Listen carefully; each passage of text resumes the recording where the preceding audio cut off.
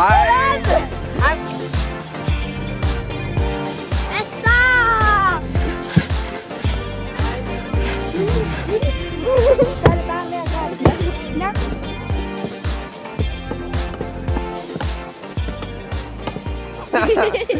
Det er sjovt, og det er hyggeligt at være ude for at slå et selv. Og være sammen med andre.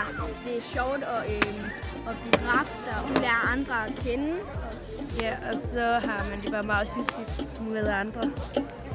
Man lærer også at snakke med andre og lære fællesskab. Uanset hvor træt man er, så skal det bare fungere.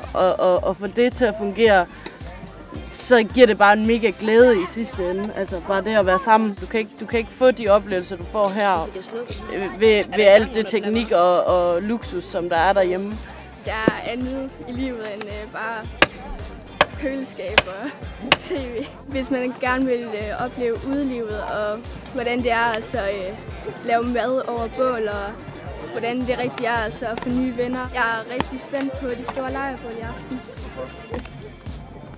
Fordi det i hele taget se, hvor mange mennesker der egentlig er, og ja, alle de personer, der er opsat på at gøre det her til en rigtig fed landslejr. Jeg skal være lidt primitiv en gang imellem. Det er jo kedeligt at bare sidde og spille computer hele dagen. Hvorfor det? Ja, men det bliver så kedeligt. Okay. Men også fordi man kommer til at få en masse nye venner og ved FDF. Okay. Man skal ikke være god til noget, når man er FDF'er. Solen, den køler så, den fordamper vandet jo. Ja. Og det giver kulde ind i mælkejungerne. Så på den måde kommer det til at virke som køleskab.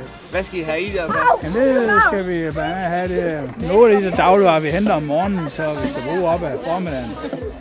Olietøn, vi har derovre, det er det, man kalder en Storm P. Og den passer til vores store gryder. Og så når man laver bål derinde i, så får man selvfølgelig varme gryderne. Og så kan man sætte slanger på enden, så får man varmt vand ud af den. Okay, hvem har lavet det?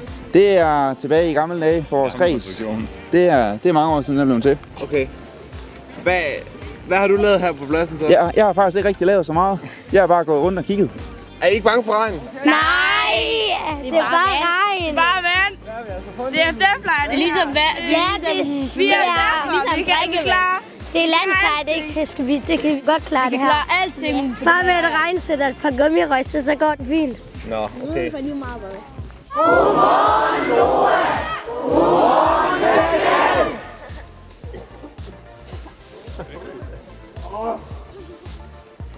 Nå, I er sygt sove. Har I sovet godt, eller hvad? Så I dronningen, eller? Ja. Hun har været i Brønderslev for nylig også. Ja. Kender I hende godt så efterhånden? Ja. Man kan gå i bad. Altså, der er 2 ting, så der er ovenpå. Den røde, den er til varmt vand, og den sorte er til koldt vand. Okay. Du vil simpelthen blive vasket. Hold op. Er det ikke noget, man godt kan savne også, når man går rundt i det her røg hele tiden? Og... Jo. Vi fik den her sponsoreret. Jeg kan ikke lige huske, hvem vi fik den af, men vi fik nogle ekstra store solfangere. Normalt så havde vi kun de 2 små. Ja. Så fik vi den store her, så vi kan... I stedet for, som alle de andre kredse, hvor de cykler hele tiden, så kan vi lade den stille og roligt stå fra Frank Strøm til vores mobiler. Primært. Mobiler. Ja. Vi har planer om at få sat en projekt op, så vi kan lave en lille minibiograf af os. Og jamen, bare sådan lidt generelt til lys. Vi skal også have noget lys op i vores spisebord. Nu er vi ikke helt færdige med det endnu, men sådan. Sådan en masse små ting bare. Ja. Jeg føler ikke nogen pinlighed værd at sige, at jeg spejder. Folk, der synes, de er lidt smålige en gang, ja. Synes jeg. Så det er dem, der er kikset. Ja. Altså nu er vi 10.000, 12.000. Ja.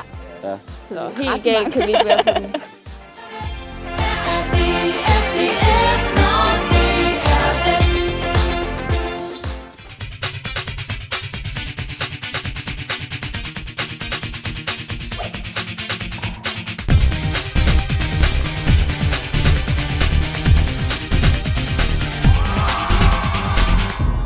Videoen her blev vist i samarbejde med Dronninglund Efterskole.